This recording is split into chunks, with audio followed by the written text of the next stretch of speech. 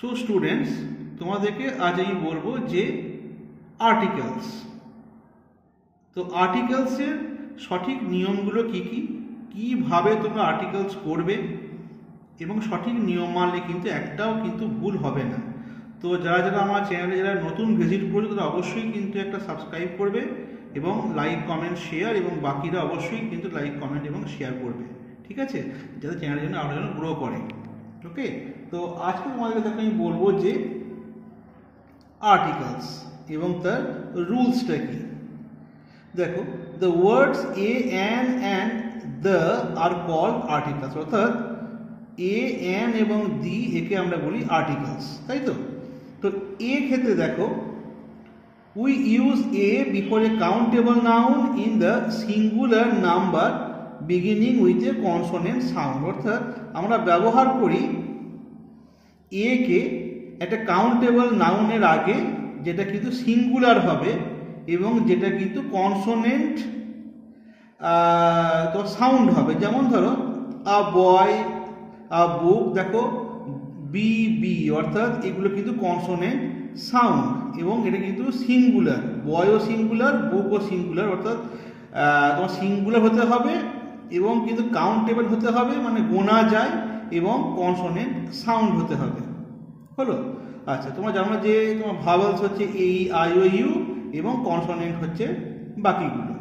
দেখো, তারপরে চলে আসি, all the two nouns boy and book are countable and they are singular number and begin with a consonant sound. তোমাদের আমি আগেই বললাম যে এই দুটো নাউন, দ্য বয় এবং বুক, এগুলো হচ্ছে তোমার কাউন্টেবল, অর্থাৎ গোনা যায়, এবং সেগুলো কিন্তু হচ্ছে সিঙ্গুলার নাম্বার এবং সেগুলো কিন্তু কনসোনেন্ট সাউন্ড দিয়ে শুরু হচ্ছে।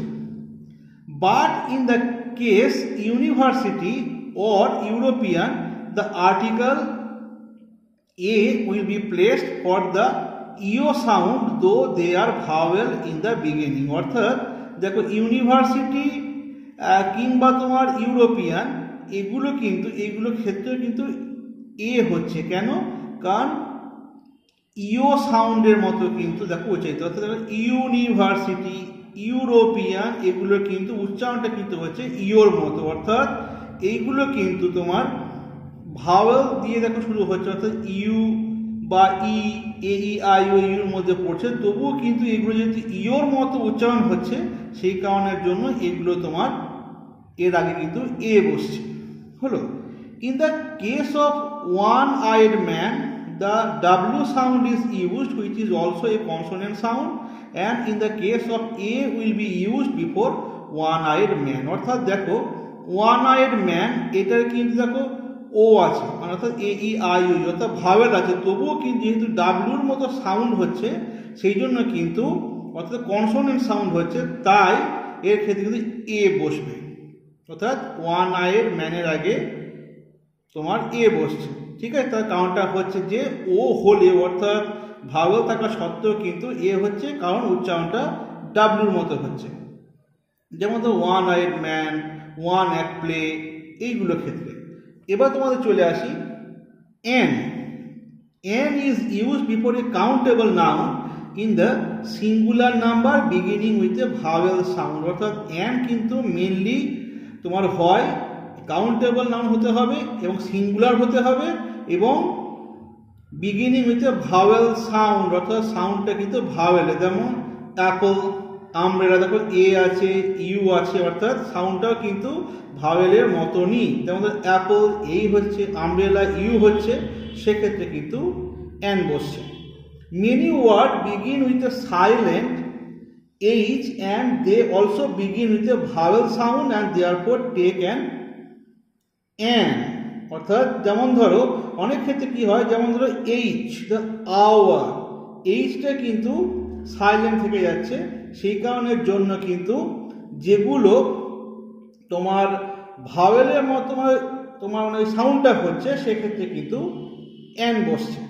হ্যাঁ, যেমন ধরো আওয়ারের ক্ষেত্রে এইচটা কিন্তু উচ্চারণ হচ্ছে না, আওয়ার, অর্থাৎ কিন্তু দেখো ভাওয়েলের মতো কিন্তু সাউন্ডটা হচ্ছে, ঠিক আছে, সেক্ষেত্রে কিন্তু এন বসছে।